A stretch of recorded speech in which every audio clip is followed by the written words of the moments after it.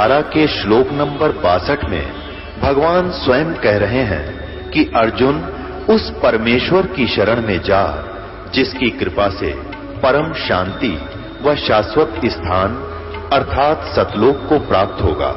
वो परमेश्वर कौन है, कहां है, कैसा है, जानने के लिए कृपया अवश्य सुनिए जगत गुरु तत्वदर्शी संत रामपाल जी महाराज के अमृत वचन। जो पहले चले गए, मृत्यु होगी, उन्होंने तो आके बताया नहीं हमारे साथ क्या बना, और शेष भी सब चले जाएंगे, ऐसे ही मृत्यु को प्राप्त हो जाएंगे। और परमात्मा ने आके बताया है कि वो जो भक्ति नहीं करते वो नरक में जाते हैं।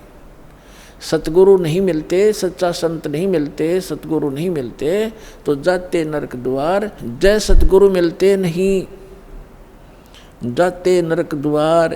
है सतगुरु के उपदेश का लाया एक विचार, और जय सतगुरु मिलते नहीं जाते नरक द्वार।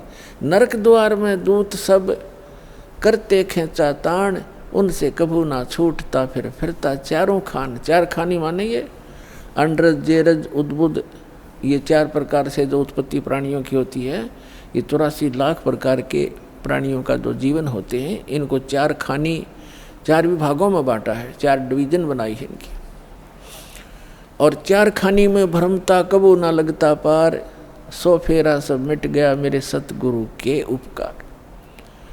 अब फिर कहते हैं ऐसे सतगुरु की क्या महिमा करूं, सात समुद्र की मसी करूं, लेखनी करूं बन राय, धरती का कागज करूं, गुरु गुण लिखो न जाए। अपना आत्मा, आप तो बालक हो, आपको तो अपनी बनाई खीर मिल गई, ना दो में माख फूटी और ना कोई आँच लगी। आपको तो परमात्मा ये बना के धर के गए थे, यो ज्ञान, तत्व ज्ञान। लेकिन इन काल के दूतों के ना तो गीता पढ़ने वालों को गीता समझ में आई, वेद पढ़ने वालों को वेद समझ में आए नहीं, पुराण पढ़ने वालों को पुराण समझ में आई नहीं, और कुरान पढ़ने वालों को कुरान समझ में आई नहीं, बाइबल पढ़ने वालों को बाइबल को का ज्ञान नहीं हुआ, और कबीर परमेश्वर की वाणी पढ़ने वाले इन कबीर पंथियों को परमेश्वर की वाणी का इनको समझ नहीं आया। तो ये परमात्मा आपको बना कर दरगे सारा ज्ञान है। वो कहते हैं गुड बेटर बेस्ट, आप वो बेस्ट क्वालिटी की आत्मा हो परमात्मा की, जिनको सतलोक आश्रम बरवाला में ये सतनाम और सारनाम प्राप्त हो रहा है। तो आपके लिए सारा प्रयत्न हो रहा है। अपना आत्मा बैड होता है, बैड तो बैड से गुड भी बन सकता है। जैसे चोर चोरी करता था, यो ज्ञान हुआ, चोरी छोड़ दी, भगत बन गया। शराबी शराब पीता था, शराबी कहलाता था, शराब छोड़ दी, भगत भक्ति करने लग गया, भगत कहाँ आया। तो इसी प्रकार हम बैड से गुड बन जाएंगे, गुड से फिर बेटर बनेंगे, फिर बेस्ट बन जाएंगे। तो बेस्ट बनने के बाद हम सतलोक जाएंगे। तो जिनको सतलोक आश्रम बरवाला प्राप्त हुआ, मर्यादा में रहे, सतभक्ति करते रहे, तो वो बेस्ट क्वालिटी की हंस आत्मा है भगवान की, और उन पर विशेष रजा है परमात्मा की। परमात्मा हमें आकर ज्ञान देते हैं, रह रह कर समझाने की चेष्टा करते हैं। सात समुद्र की मसी करूं और लेखनी करूं बन राय। किसी भी एक मान ले पेड़ को काट कर रख लो, और उसकी छोटी छोटी टहनी, बड्डे तने सबको चीर चीर कर कलम बना कर रख दे, ढेर लाग जाएगा। और परमात्मा कहते उस एक पेड़ की सब कलमों को लिखना शुरू कर दे। धरती जितना बड़ा कागज हो, सात समुद्रों जैसी इंक हो, स्याही हो, तो कहती ये सब लिखते लिखते कलम घिस जा, सात समुद्र की इंक भी समाप्त हो जावे। ऐसे सतगुरु के गुण लिखे नहीं जा सकते। अब क्या लिखोगे? एक कुत्ते का जीवन लो, उस कुत्ते के जीवन में क्या क्या कष्ट उसको होते। सारी रात तो भौंकता है, उसकी एक स्वभाव बना रखा है, सारी रात भौंक के उसकी आंख इकट्ठी हो जा, भूख लगे जोर की, और सुबह वो क्या करता है, किसी का दरवाज़ा खुलता है गली में, ऐसे देख देख कर सीधा भागता है किधर, रसोई से महक आ रही होती है उसको, कोई बासी टुकड़े की, या वैसे ताज़ा बना रहे हो, तो दाव लगाकर रसोई में घुसने की चेष्टा करता है। अब रसोई में कौन घुसने दे उसके, या तो लठ मारेंगे या फेंक कर मारेंगे, कोई ना ठहराता है। एक घर में गया, उसका लठ लग गया, फिर ट्या ट्या करता हुआ दूसरे में गया, दूसरे में गया, दूसरे में उसका भाग, उसने कोई टूक मिला, फिर जूत मिला, और उसमें भी लठ लग गया। तो फिर भूख तो उसको लगी है, तो फिर कहाँ जाता है, बाहर खेतों जंगल में जहाँ लोग फ्रेश होकर आते हैं, वहाँ जा करके फिर वो गोबर खाता है। और पहले वो मनुष्य जीवन में अफलातून बना फिरा था, कहे से भी ना समझ में आवा कि ये दुख हो जाएगा आपके जीवन को।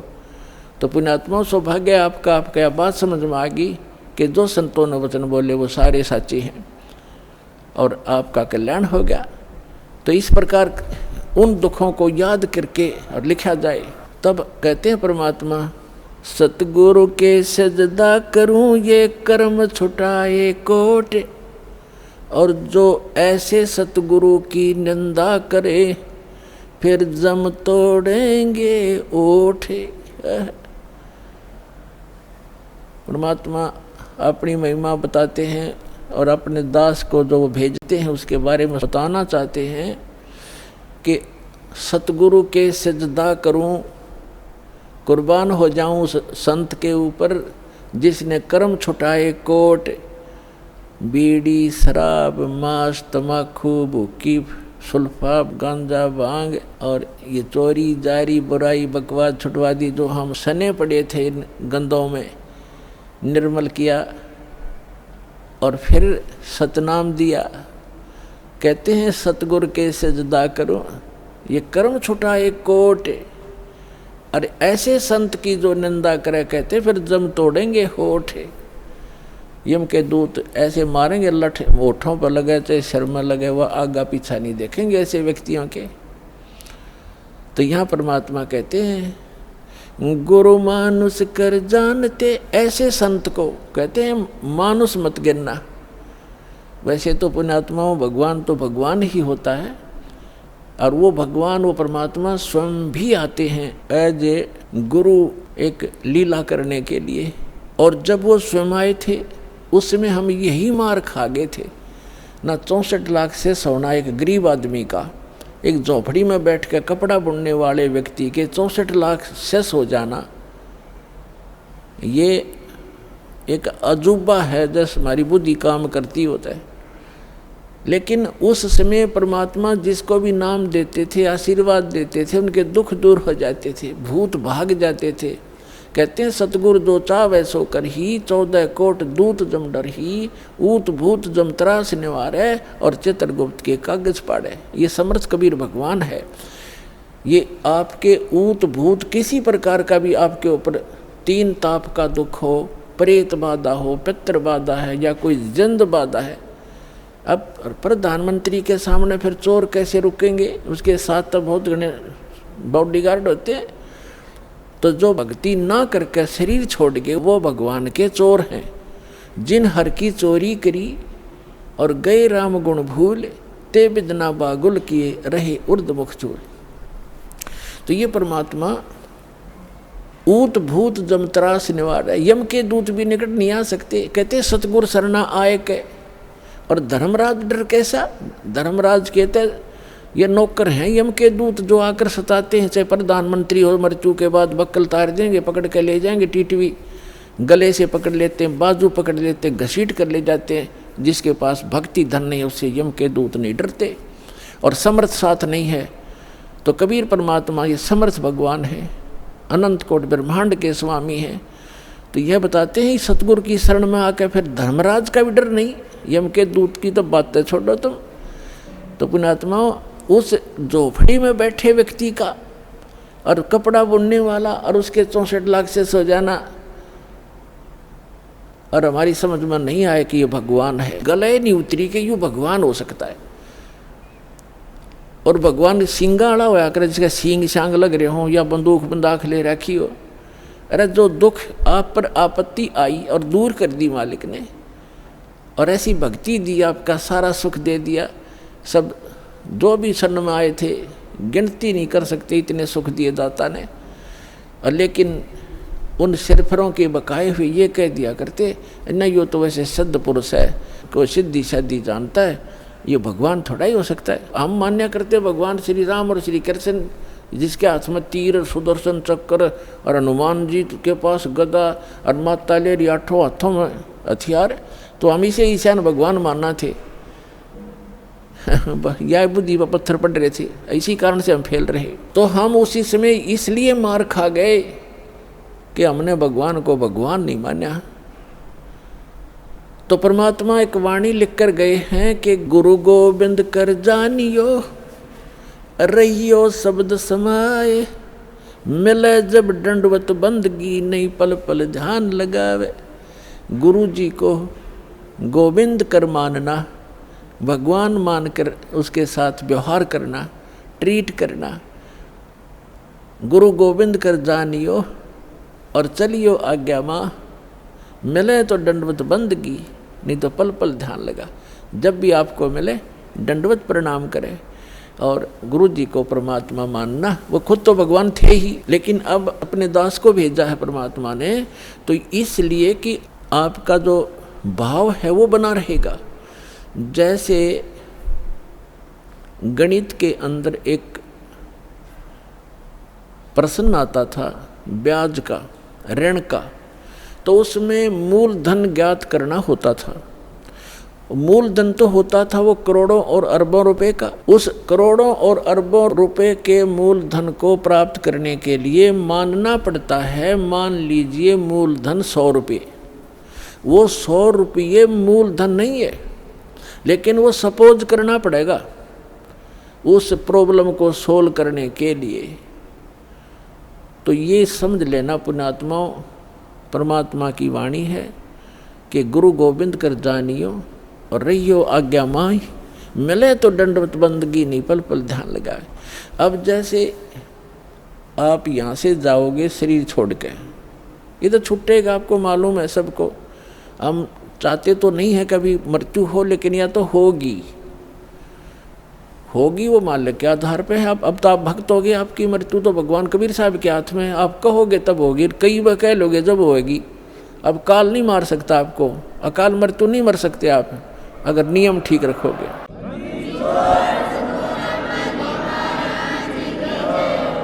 तो ये तो हमने यहाँ से जाना पड़ेगा। जब आप यहाँ शरीर छोड़कर जाओगे तो ऊपर जाकर के जहाँ भी आप देखोगे ये दास के रूप में वो कबीर परमेश्वर आपको खड़े दिखाई देंगे। और जो काल के दूत यहाँ संत आए हैं उनका रूप होगा, लेकिन काल उनके संत के रूप में खड़े दिखेंगे।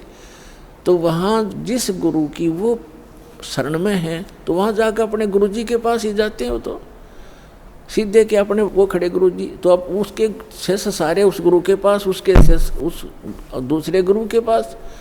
तो वहाँ काल भी आता है जो उसने संत भेज रखा है इन जीवों का नाश करने के लिए, और परमात्मा आता स्वयं जिसने अपना संत भेज रखा है जीवों का विकास करने के लिए। तो इस दास के रूप में आपको वहाँ परमात्मा मिलेंगे। आपको एक और हिदायत दी जाती है कि जब आप गुरु जी के पास जाते हो, प्रणाम करते हो, तो उसमें एक अभ्यास बनाओ कि सतनाम का सुमरण अवश्य करें। प्रथम नाम मिला है तो प्रथम का अवश्य करें। जैसे प्रणाम करते करते भी आप एक सांस का सेवन आसानी से कर सकते हो। और उससे क्या होगा, जैसे यहाँ तो आपका अभ्यास बना रहेगा, भक्ति तो करनी है, तो उससे क्या होगा, जैसे आप वहाँ जाओगे, एक तिरकुटी, एक इंटरनेशनल एयरपोर्ट समझ लो तिरकुटी, जब वहाँ पहुँचोगे तो वहाँ आपको परमात्मा मिलेंगे इस दास के रूप में। और वहाँ काल भी धोखा देने के लिए इस दास का रूप बना सकता है। तो उसमें आप जी ने सिमरन करना है सतनाम का, क्योंकि वहाँ जाएगा तो सतनाम ही होगा आपके पास, सारनाम तो होगा ही होगा, सतनाम भी होगा। तो सतनाम का और सारनाम का जाप करना है। तो सतनाम का जाप करने मात्र से, और प्रथम मंत्र भी अगर प्राप्त है, इसमें प्रथम और लास्ट 2 मंत्र हैं इस 7 मंत्रों में, तो ये दोनों मंत्र भी गजब के मंत्र हैं। इनका भी जाप करने से क्या होगा, यदि सामने काल परमात्मा की बजाय स्वयं आकर के दास का रूप बनाकर खड़ा हो जाएगा, इस सिमरन से उसका तुरंत चेहरा बदल जाएगा, उसके ऊपर का आवरण हट जाएगा, उसकी वास्तविकता वो भूंडी शकल दिखाई देगी। फिर आप अपने आप दूर हो जाओगे, फिर इधर उधर देखोगे। अब थोड़ा सा एक प्रश्न सुनाते हैं आपको, क्योंकि सत्संग के अंदर बहुत से हिदायत देनी पड़ती है। तो ये सुमन करने से भी अगर शकल नहीं बदलती है तो आपके ओरिजिनल गुरुजी और ओरिजिनल गॉड हैं। एक समय एक चंद्र विजय नाम का राजा था, उसकी इंद्रमती नाम की एक रानी थी और वो बहुत भगतनी थी भगवान की। पिछले जन्म से, पिछले पुण्य से ही अच्छी आत्माएं राजा बनती हैं, रानी बनती हैं, और इतना सुख होकर के भी जो परमात्मा की तरफ में भगवान की भक्ति में लगे होते हैं वो पुण्यात्मा विशेष होती हैं। वो माई जो है उसने एक गुरु बना रखा था। उस गुरुजी ने बता रखा था कि भगवान विष्णु, भगवान शिव की भक्ति करनी चाहिए, श्री राम की भक्ति करनी चाहिए, 68 तीर्थों पे जाना चाहिए, 68 तीर्थ करना चाहिए, एकादशी का व्रत रखना चाहिए। अब जैसे एक नियम है, कहते हैं धन चाहे तो दान कर और मोक्ष चाहे भज राम। तो हमने यहाँ इस काल के लोक में रहना है तो धन भी चाहिएगा और राम भी प्राप्त करना है, तो हमने दान भी करना है और सच्चा नाम भी जपना है। अब उसके गुरुजी ने बता रखा था कि बेटी पिछले जन्म में तैने बहुत पुण्य कर रखे हैं, घने धर्म कर रखा है, जिस कारण से तू रानी बन गई। आगे ऐसी ही अच्छा जीवन प्राप्ति के लिए आप साधु संतों को भोजन कराया कर बेटा। वैसे तो आए अतिथि को भी भोजन करा दे, उसका भी पुण्य है, लेकिन भगत संत को भोजन कराने का न्यारा फल मिलता है। जैसे आपके पास पशु हैं, भैंस या गाय, एक भैंस या गाय है जो दूध देती है, और अन्य भी पशु हैं जो अभी दूध नहीं दे रहे, वो भी अपने पालने ही पड़ते। अब एक तो उस दूध ना दे रहे पशु को जो चारा दिया जाता है, आहार खिलाया जाता है, वो भी हमारा कर्तव्य बनता है। लेकिन जो दूध वाले को जो चारा चराया जाता है, बिनौले खल आदि हम डालते हैं, तो वो तुरंत लाभ दे देता है। सुबह अच्छा भोजन कराओगे, चारा चराओगे, तो शाम में दूध गढ़ा पाओगे उसके। तो इस प्रकार संत और भक्त होते हैं दूध वाले, और अन्य जो अतिथि आते हैं जो भक्त नहीं, भक्त है तो अच्छी बात है ना, तो वो भी एक कर्तव्य जानकर हमने उनको भी अवश्य भोजन कराना चाहिए और आदर सत्कार, आतिथ्य सत्कार से कराना चाहिए। लेकिन साधु संतों का भोजन कराया हुआ अत्यधिक लाभ देता है। अब साधु संत भक्त भले ही वो शास्त्र विरुद्ध साधना कर रहे हैं, लेकिन पूर्व जन्म के वो पुण्यकर्मी प्राणी हैं, वही भटक रहे होते हैं।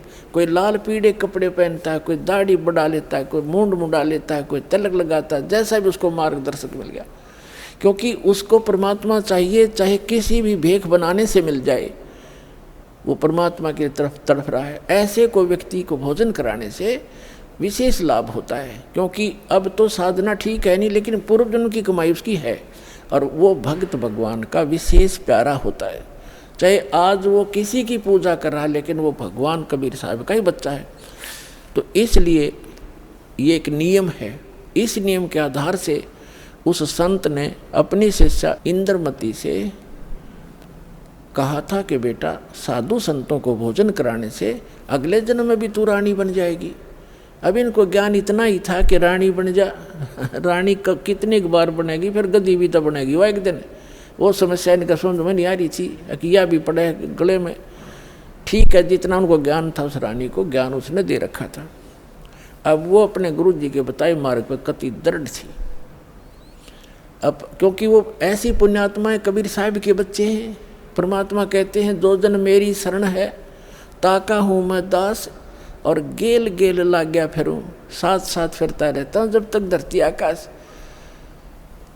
आपको बहुत बार बताया, क्योंकि ये अध्यात्म मार्ग है। पुण्यात्माओं, आपने केवल कथाएं सुनी हैं, ये राम कृष्ण की, सुदामा और कृष्ण की, बेलनी और राम की, राम रावण की लड़ाई, महाभारत का युद्ध, ये भी एक इतिहास है, लेकिन ये अध्यात्म मार्ग नहीं था। अब ये है संपूर्ण अध्यात्म मार्ग ज्ञान, इसको बहुत प्रकार से समझाना पड़ता है। अब रानी ने जो भी गुरुजी ने बताया था उस पर दृढ़ होगी, और उसने ये सोचा कि भी साधु संतों को भोजन कराना अनिवार्य है। उसने एक अपना नियम बना लिया कि मुझे भूल ना पड़े, मैं प्रतिदिन संतों को, जितने भी आसपास संत हैं, 2, 4, 10, कम से कम 1 को तो भोजन करा कर ही मैं प्रतिदिन आहार किया करूँगी। तो उसने अपने नौकरों से बोल दिया कि आसपास जो भी जंगल में कोई साधु संत हो, उनको प्रार्थना करके आओ कि डेली यहाँ भोजन करके जाएं,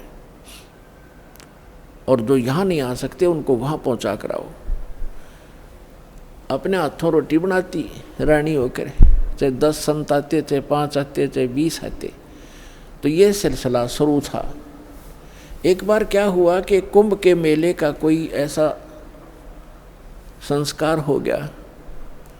कुंभ के मेले पर हरिद्वार में चले गए सभी साधु संत पर भी लेने के लिए, और पैदल आना जाना होता था, तो 10-15 दिन का प्रोग्राम उनका बनता ही बनता था। कोई भी संत उस क्षेत्र में रहा नहीं। अब रानी को पता चला कि साधु आए नहीं, पता करके आओ। पता करके आए, साधु नहीं थे, कोई है नहीं, सब चले गए, सबकी झोपड़ी खाली पड़ी है। पता चला कि वो तो तीर्थ भ्रमण पर चले गए। तो रानी ने प्रण कर रखा था, प्रतिज्ञा कर रखी थी कि जब तक खाना खिला लूँगी संत को, मैं आहार नहीं करूँगी।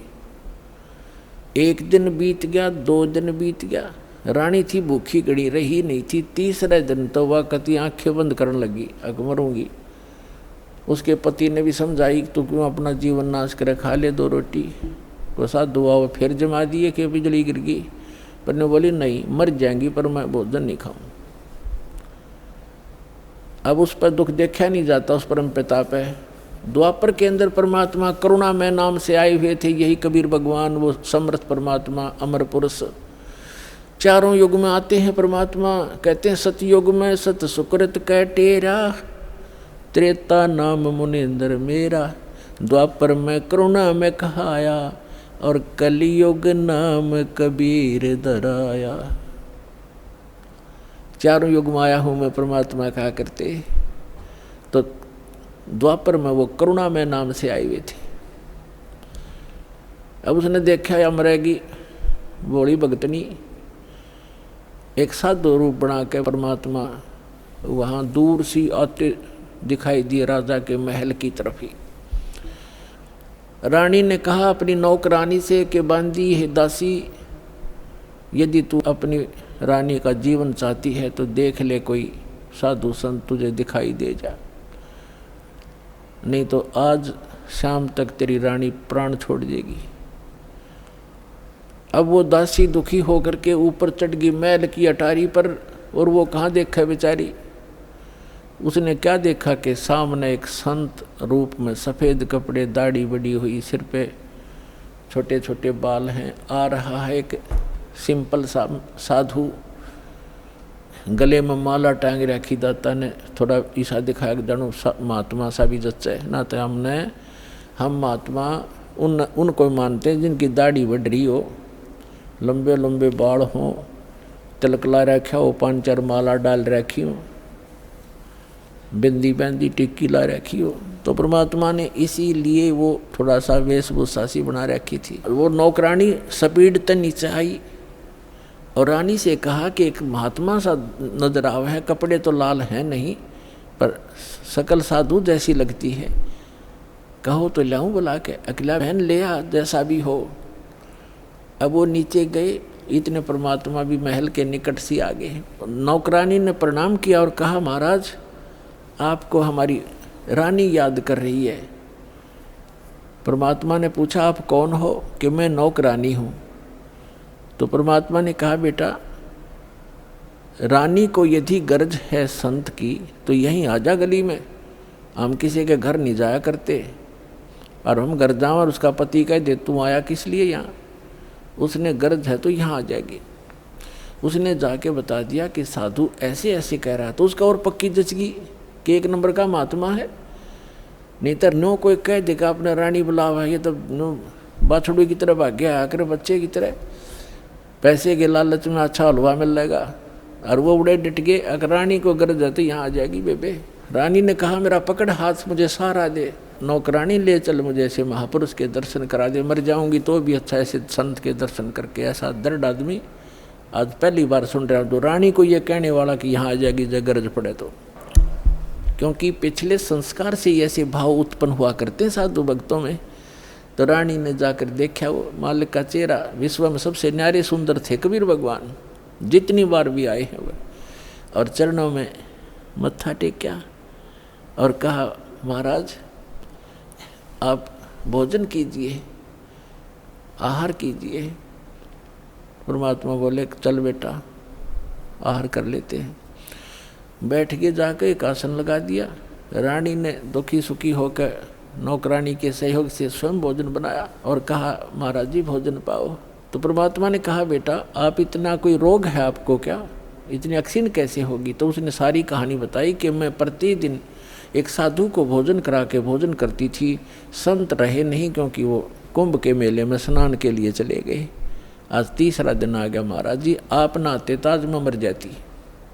जब भोजन बना के परमात्मा के पास रखा तो कहा परमात्मा ने कि बेटी मेरा शरीर भोजन करने का नहीं है, मैं तो खाऊं या ना खाऊं मैं सदा एक रस रहता हूं। तो रानी बोली, जी ठीक है, भोजन नहीं खाओगे तो मैं भी नहीं खाऊंगी, मरना मंजूर है मुझे, मरना ही मुझे उचित है, मैं अपना जो है ना प्रतिज्ञा नहीं भंग कर सकती। तो परमात्मा ने कहा कि ला बेटा, कहते समर्थ इसी को कहते हैं जो चाहे सो कर दे। मालिक ने भोजन करा, फिर उससे पूछा, बेटा ये जो आपको ये हठ किसने बताया। रानी ने कहा कि मैंने अब गुरुजी बना रखे हैं, हमारे गुरु बहुत अच्छे हैं। परमात्मा ने पूछा, क्या साधना करते हो कि श्री विष्णु जी की, श्री शंकर भगवान की, शेरा वाली माता की, जो भी वो करती थी, एकादशी का व्रत करती हूँ, तीर्थों पर भी जाती हूँ, ऐसे करती हूँ। फिर परमात्मा ने अपना ज्ञान समझाना शुरू किया, लेकिन वो रानी जो थी वो ज़्यादा भावुक होते हैं श्रद्धालु। जैसे ये दास प्रारंभ में इन अन्य पंथों वालों को कहा करता था, जो भी आ जाता था संपर्क में सत्संग सुनने, कि भाई आपका नाम गलत, आपका गुरु पूरा नहीं है, आपकी साधना गलत है। ये राधा स्वामी, धन धन सतगुरु, जय गुरुदेव वाले और ये तो सारे निरंकारी वाले ये आते थे जो सुनकर सत्संग है। जब ये दास उनको ये सच्चाई बताता तो बेदक जाते, उठ कर चले जाते कि ना आप तो निंदा करते हो, किसी संत की निंदा नहीं करनी चाहिए, पाप लगता है। अरे भले आदमियों, निंदा क्या की मैंने, तेरे गुरु को चोर बताया ना, डाकू ठग बताया नहीं, उसके ज्ञान की त्रुटि बताई है, ज्ञान में कमी है आपके गुरुजी में। संत तो अच्छे ही होते लेकिन ना समझ में आई। ये श्रद्धालु होते हैं कि ना गुरुजी के बारे में कुछ नहीं सुन सकता, और अब आने लग रहे रोते हुए लुट पिट के, रोआ बुरी तरह, नाश हो गया। 30 साल हो गए राधा स्वामी में जीवन खो दिया, सब कुछ लुट पिट गया, इकलौता पुत्र था वो भी मर गया। बता, अब टिंडे ले लो राधा स्वामी में, धन धन सतगुरु में। अब साची के 6 माह में गुस्सा होते थे। और यहाँ का इतिहास देख लो, सन 1994 से जो जुड़े हैं आज उनके ठाठ देख लो, और उनके घर में कोई दुर्घटना हुई तो आप पूछ कर देख लो, लाखों की संख्या में भक्त हैं। तो भगवान की शरण न्यारी होती है।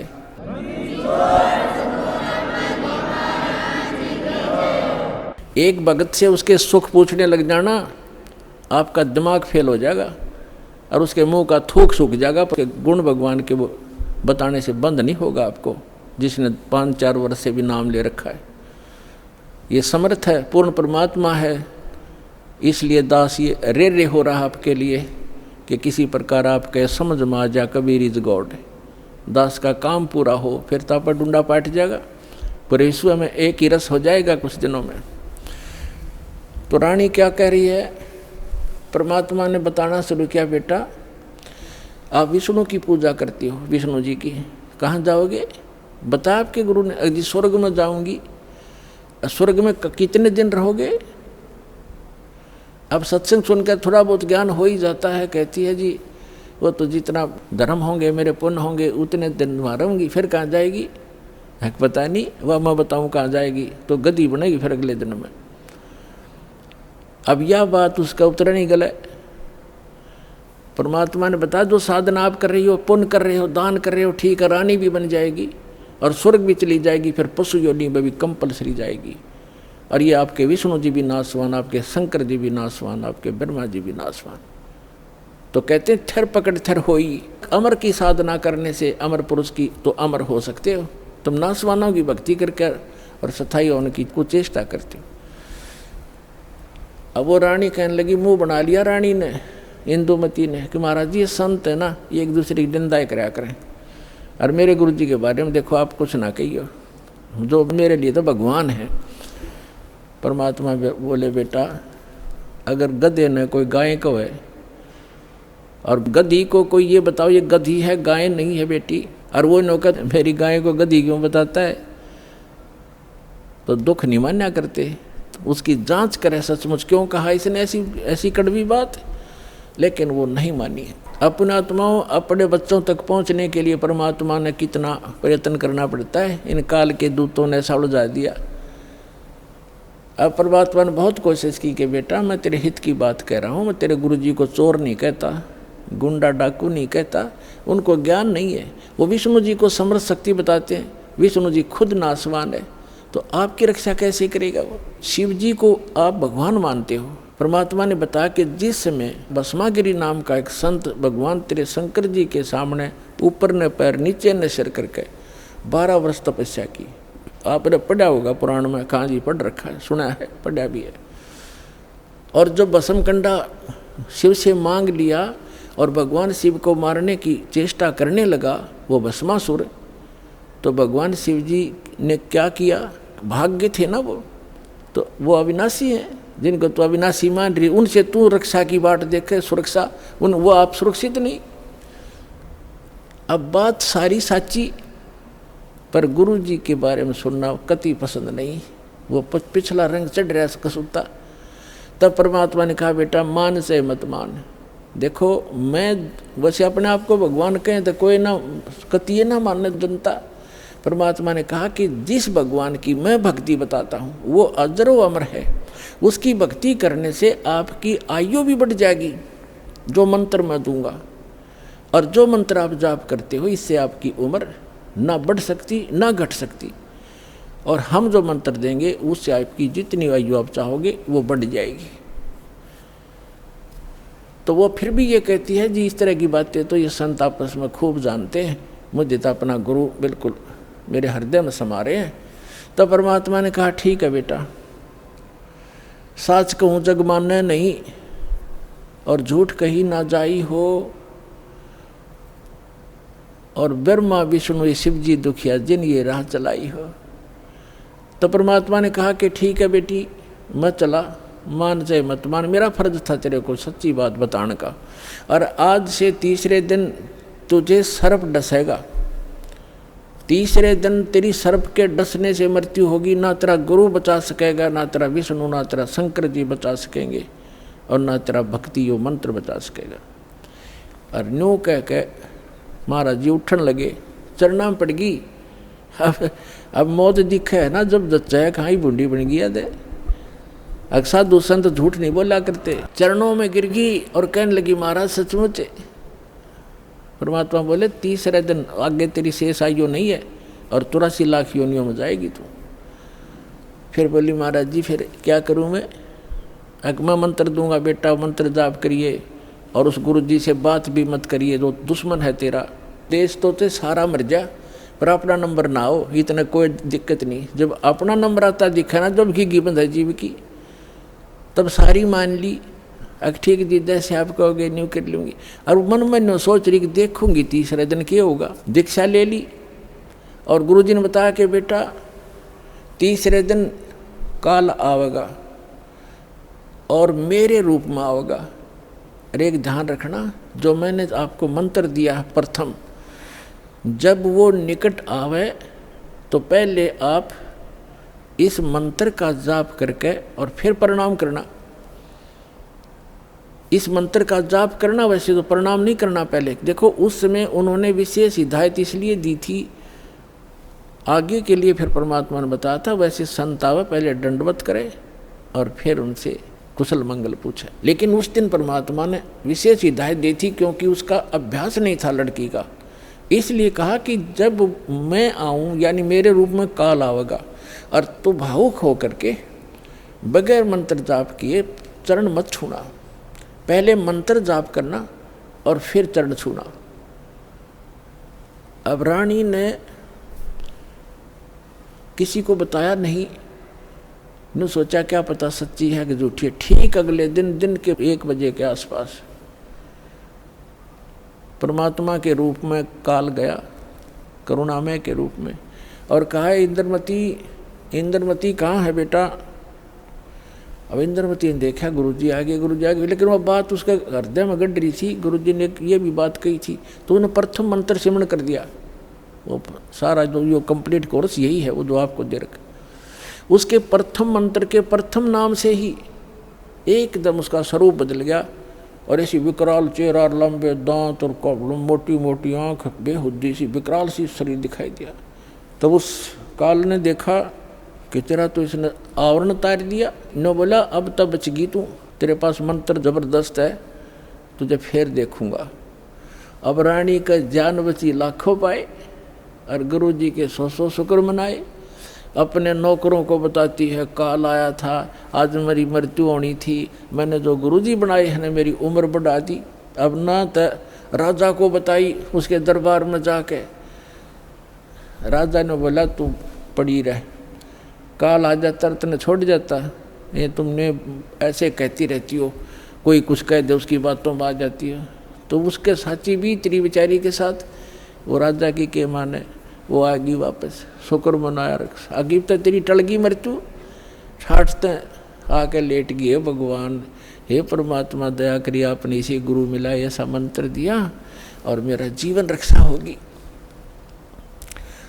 अब वह लेट गई बेड पे, कति खुशी बना के, इतने में काल सर्प बन के आ गया।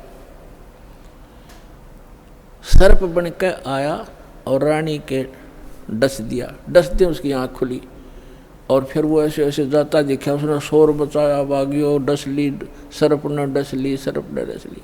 नौकर नौकरानियाँ आए, बाजे लठले, वो लंबा महल था राजा का, वो जो जाता दिखा सबने, मोरी में से निकल गया। रानी अचेत होगी, मृत्यु को प्राप्त होगी। राजा के घर तक सब प्रकार के वैद्य उपस्थित रहते थे, डॉक्टर बुलाए, वैद्य बुलाए, गार्डू बुलाए, सारा कुछ कर लिया और सब ने मृत घोषित कर दी।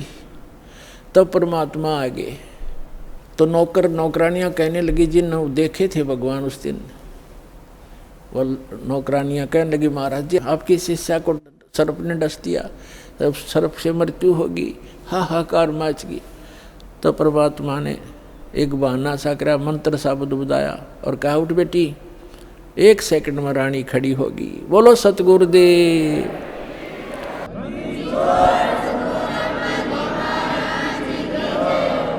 धन धन सतगुरु सत कबीर, भगत की पीड़ मिटाने वाले। धन धन सत कबीर, भगत की पीड़ मिटाने वाले, भक्त की पीड़ मिटाने वाले, भक्त की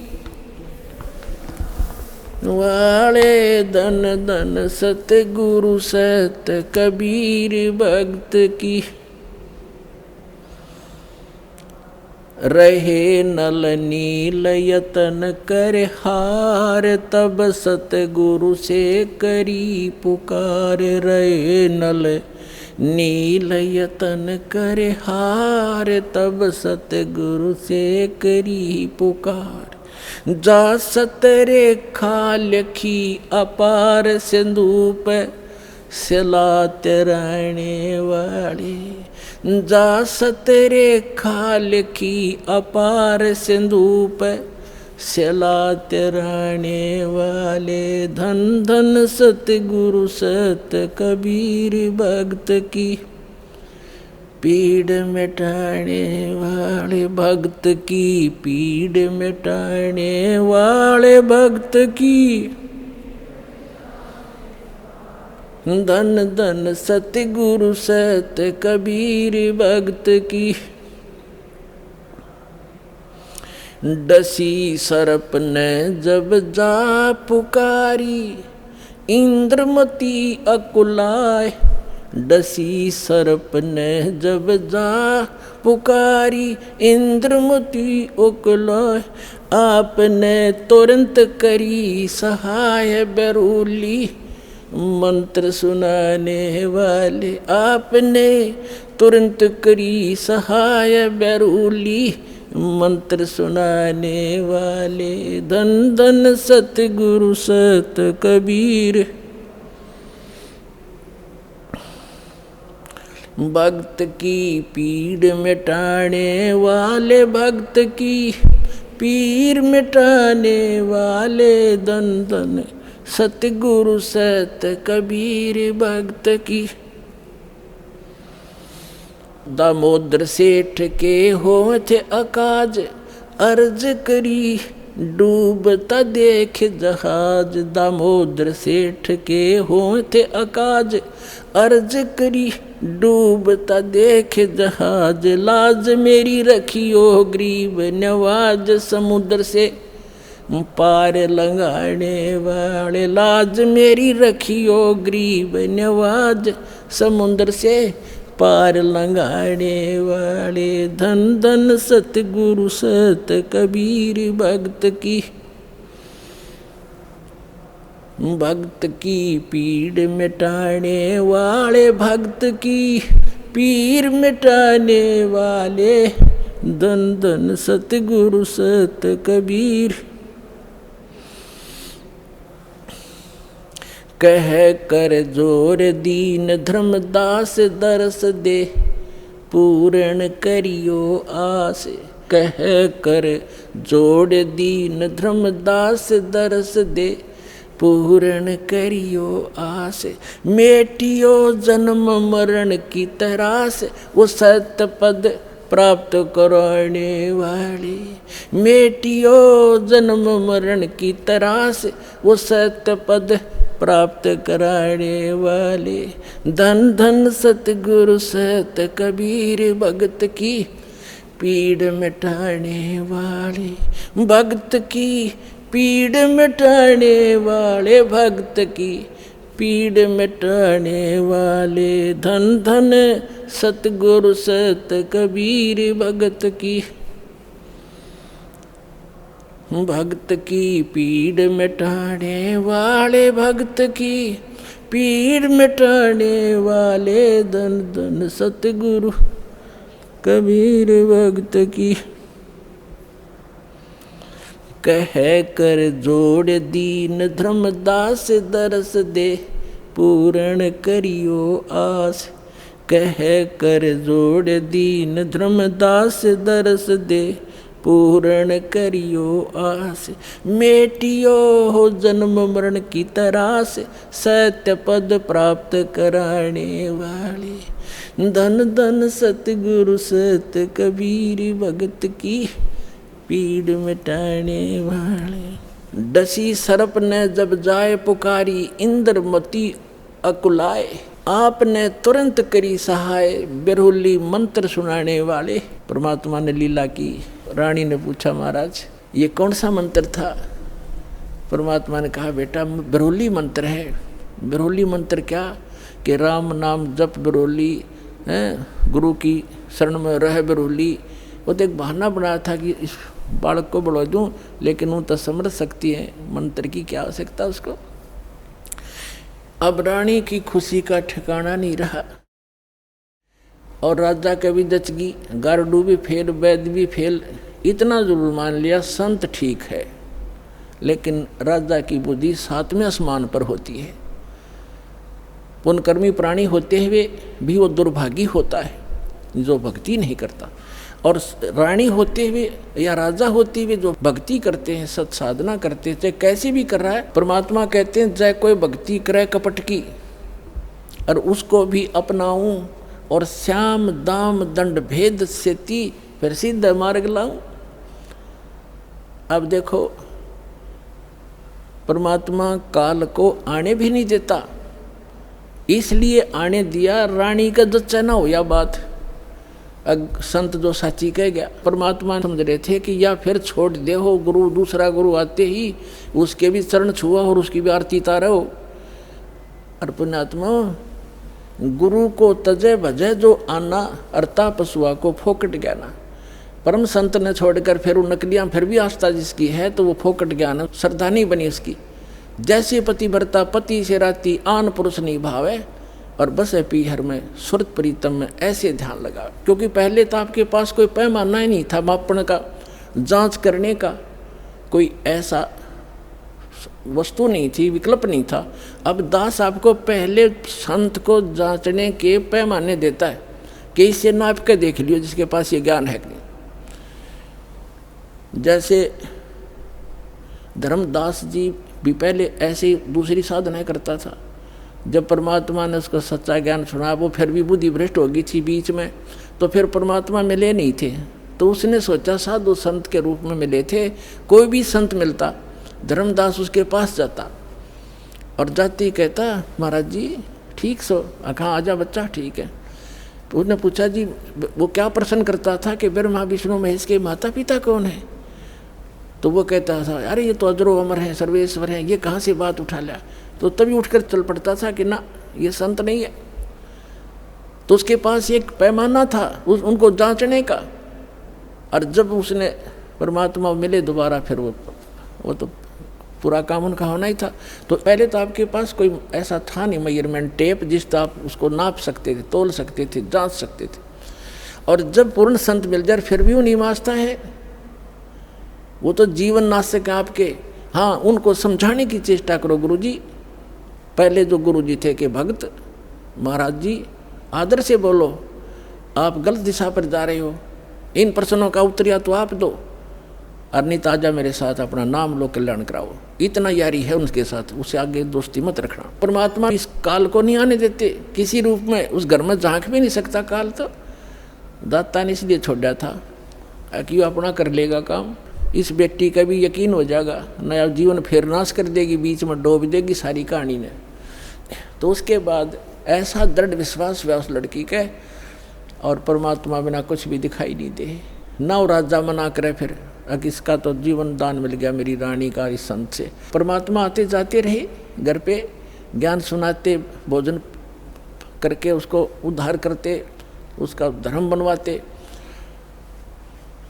तो एक दिन रानी ने कहा कि महाराज मेरे पति को भी समझा दो। अच्छा बेटा बुला ले उसको। राजा बुला लिया। परमात्मा लागे समझाने के भाई परमात्मा की भक्ति करनी चाहिए, और ये राजपाट सदा नहीं रहता, एक दिन मृत्यु भी होएगी, परमात्मा की भक्ति करते रहना।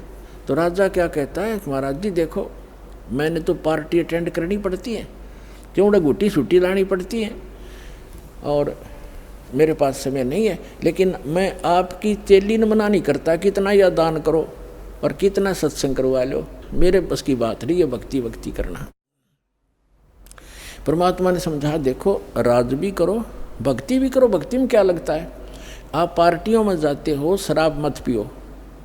वैसे तो साधु संत हो जाएंगे, पार्टी सुहावे को नहीं आपने, फिर भी किसी कारणवश जाना पड़ जाता है तो वहाँ काजू खाओ, किशमिश खा लो, वही बादाम खा लो और सेब संतरे खा लो। ये शराब अड़ंगा क्यों पियो तुम। बहुत समझा, अग्नि महाराज जी मेरे बस की बात नहीं, फिर देखूंगा। कुछ दिन के बाद परमात्मा ने फिर प्रार्थना करी, बार बार रह कर समझाया, मान्या नहीं। लास्ट में ये कह दिया कि महाराज जी देख मुझे ना कहा करो आप, और आपकी चेली ने मैं मना नहीं करता, तो सारे खजाने लुटा दे, और मैं कति बाधक नहीं बनता इसके बीच, मेरे बस की बात नहीं। तो परमात्मा कहते कबीर पिछले पाप से हरि चर्चा ना सुहावे, और कह ऊँगे कह उठ चले ना और बात चलावे। तुलसी पिछले पाप ते हरि चर्चा ना भावे, जैसे जबर के बेग ते भाई भूख पैदा हो जा। तो जिसके पाप गणे बढ़ जाते हैं उन्हें राम नाम की वो मनुखा दाख भी कड़वी लगती है। जैसे जबरग्रस्त रोगी को मनुखा दाख, सेब, संतरे, रोटी भी कड़वी लगती है, वो मीठी वस्तु भी उसको कड़वी महसूस होती है। बुखार ने उसके शरीर की व्यवस्था इतनी बिगाड़ दी। इसी प्रकार पाप कर्मों से ग्रस्त प्राणी इस परमात्मा की मनुखा दाख सेब को खा नहीं सकता। उसके लिए तरीका है, जैसे कुनीन होती है मलेरिया का नाश करने के लिए, और कुनीन भी कड़वी, बुखार को सेट करने के लिए जिससे कड़वी वस्तु लग, उसके लिए कड़वा ही खाना पड़ेगा, न चाहते भी फांकी मारनी पड़ेंगी, और उस कड़वी दवाई खाने से रोग नाश हो जाएगा, फिर वो मीठी लगने लग जाएंगी। इसी प्रकार ये सत साधना भगवान की कथा ना चाहते भी सुनते रहना चाहिए, फिर वो रोग नाश हो जाएगा। कुछ पाप ऐसे होते हैं जो परमात्मा के सच्ची ज्ञान के सच्चे वचन से, परम संत के वचन से, मुख से बोले हुए वचन से वो शीघ्र नाश हो जाते हैं, और फिर वो भूख जागृत हो जाती है भगवान की कथा की।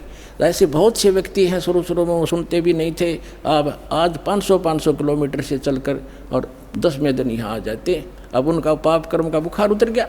अब परमात्मा ने कहा था कि बेटी आज तू 40 वर्ष की थी जब तेरी डेथ होनी थी। उसने कहा जी हाँ बिल्कुल ठीक 40 वर्ष की थी जिस दिन मेरे को सांप लड़ा, सर्प डसा, और अब मैं चाहूँगा जब मरेगी तू काल नहीं मार सकता तुझे। अब वो रानी होगी 80-82 वर्ष की। वो 1-2 बार उसने खुद भी कहा महाराज अब मुझे तो भेज दो सतलोक, सारा काम हो लिया। परमात्मा बोले बेटी देख ले कोई पोता पोती में आस्था तो नहीं है तेरी, कार कोठी में, घोड़े कोठी में, दैया आस्था रहेगी ना ऊपर, यहाँ तो तू फॉर्मलिटी करेगी, और ऊपर जाकर तो कति तेरी बार दिखाई देगी शीशे की तरह, फिर वो वापस पटकनी पड़ेगी। मैंने अगना जी आप तो अंतर्यामी हो, मेरे कोई मन में नहीं है, मैं तो कति फारे गोरी हूँ, आपने ज्ञान ऐसा दे दिया, मृत्यु तो होनी ही है, चलते हाथ पाँव हो जाओ और अच्छा है। तो जब वो 80-82 वर्ष की होगी तब परमात्मा ने कहा कि ले चल इंद्रमती सतलोक चलते। अब चलो जी, अब परमात्मा अकेले आए थे और किसी को नहीं दिखाई दे रहे थे, और इंदुमती को दिख रहे थे, वो चलेगी। औरों के देखने लगे रानी मर गई, क्या हो गया, पे रानी हार्ट फेल हो गया, कुछ भी कहते रहो, वह गई अपन उसको पता भी नहीं तो मरी है। तो मान सरोवर है ऊपर एक, यहाँ पर मान सरोवर है, उस मान सरोवर पर जाकर कुछ दिन के लिए इस जीव को वहाँ रखा जाता है। वहाँ रखने के बाद फिर इसकी भावना देखी जाती है ये अभी कितनी और कमज़ोर है। तो वहाँ जब मान सरोवर पर जा लिए उसमें स्नान कराया जाता है, कुछ आवरण जो गंध है हमारे आत्मा के मैल वहाँ परमात्मा के मंत्रित जल से भी ठीक होते हैं। तो बाहर आकर बैठ गई नारनी स्नान करके, और परमात्मा ने पूछा बेटा अब फिर देख ले कोई आस्था तेरे नीचे के लोक में तो नहीं किसी की, तेरी संपत्ति में।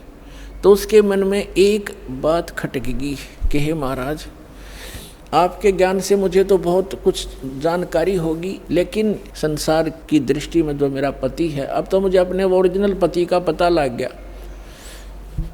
परम अक्षर ब्रह्म वो हमारा पति है।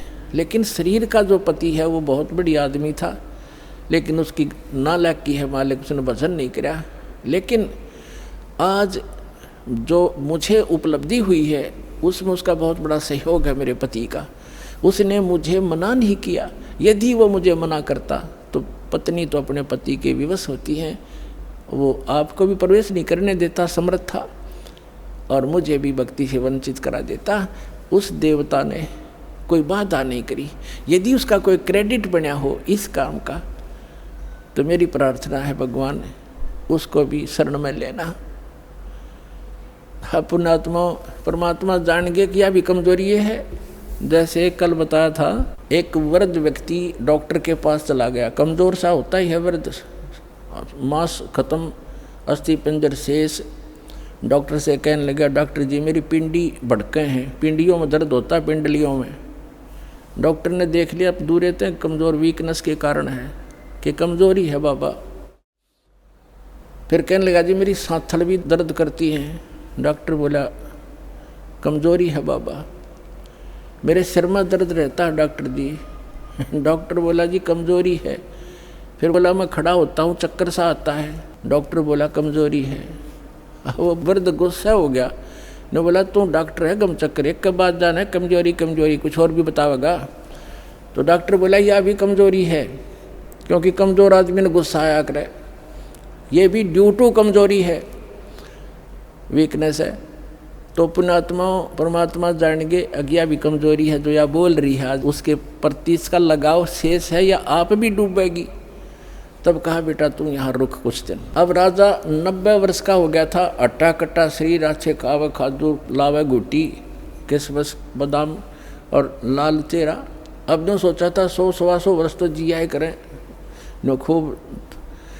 अब राजा आया, चौक में आया बाहर से घूम के, 90 वर्ष की उम्र होगी थी, और आते ही नीचे उतरा घोड़े से, नौकर आसपास खड़े, अंगरक्षक साथ थे, बाहर से आए थे, और पलंग तक भी नहीं पहुंचा, गद गिरा और टट्टी पेशाब निकल गई। यम के दूत खड़े दिखाई दे, जबान बंद होगी, उसका टाइम आ गया, सेकंड भी नहीं दे, एक सांस भी नहीं दे काल तो, और खींच खींच कर सांस लग गया, टट्टी पेशाब निकल गई, नू आँखें फट गई।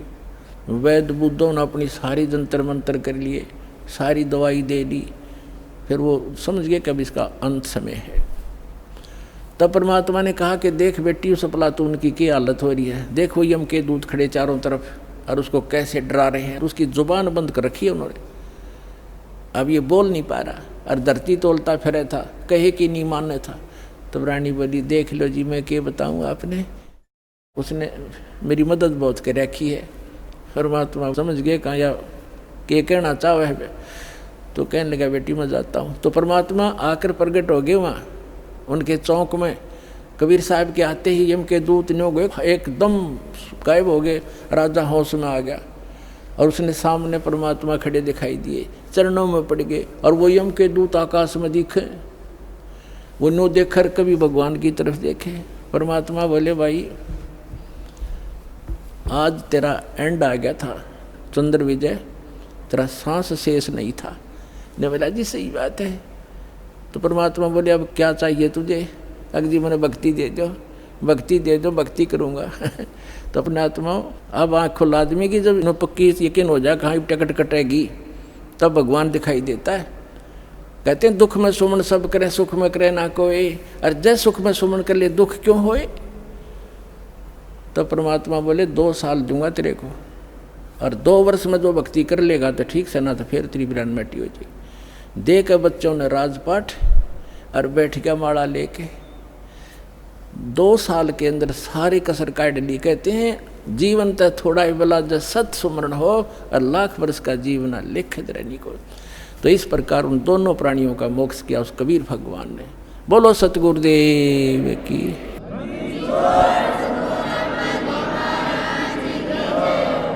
तो कबीर साहब कहते हैं भक्ति बीज होए जो हंसा, और तारों तास के 71 वंशा। आपकी 101 पीढ़ी पार करेगा भगवान, ये सत्कर मान लियो, लगे रहना आखिरी सांस तक। बोलो सतगुरुदेव।